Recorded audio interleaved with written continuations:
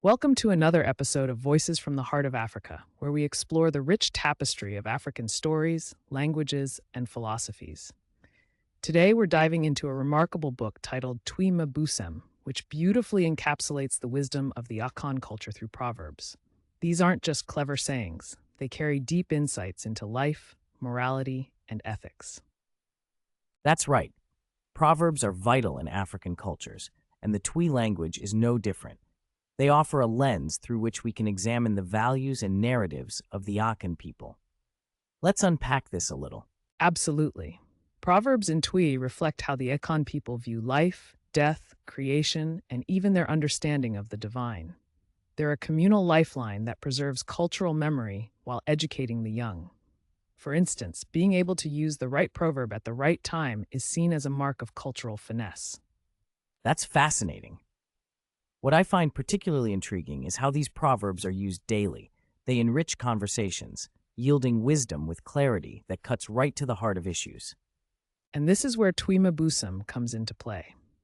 This book is designed for schools, bringing the wisdom of elders from communal storytelling into classrooms.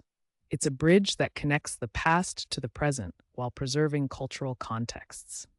Teachers are encouraged to integrate these proverbs into their lessons, making lessons not just about rote learning, but about lived experience. Exactly.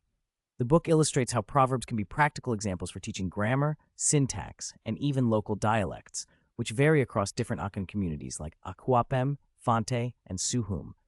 This inclusion not only respects linguistic diversity, but also reinforces identity. And let's not forget the thematic grouping of proverbs. Each theme opens a window into different aspects of Akan life, from spirituality to social relationships, and even politics. For instance, there are sayings about our responsibilities to one another, as well as insights into economics and leadership. You mean to tell me that these short, clever sayings could cover everything from agricultural practices to conflict resolution?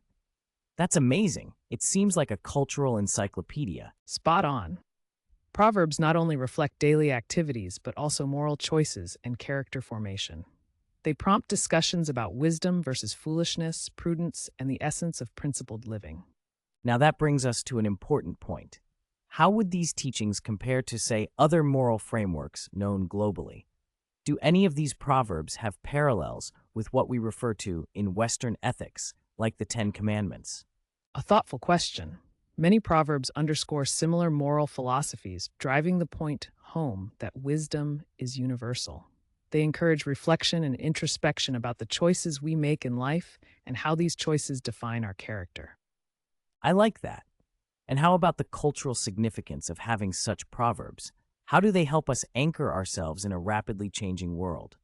Indeed, in a globalized world where cultural dilution is common, proverbs serve as a guide for individuals to engage with their heritage. They remind us that language carries philosophy, memory, and moral imagination. Whether in a physical classroom or a virtual one, learning can be enriched by our own cultural narratives. This discussion leads me to wonder, how can we keep this wisdom alive? As our societies evolve, how can we ensure indigenous voices are not relegated to the past? That's a pressing issue. It's crucial for educators, storytellers, and even media creators to view these traditional sayings not as artifacts, but as living documents. They guide conversations, inspire creativity, and foster community. So in a way, engaging younger generations in this wisdom can spark a revival of these rich narratives, almost like a renaissance of cultural identity. Nicely put.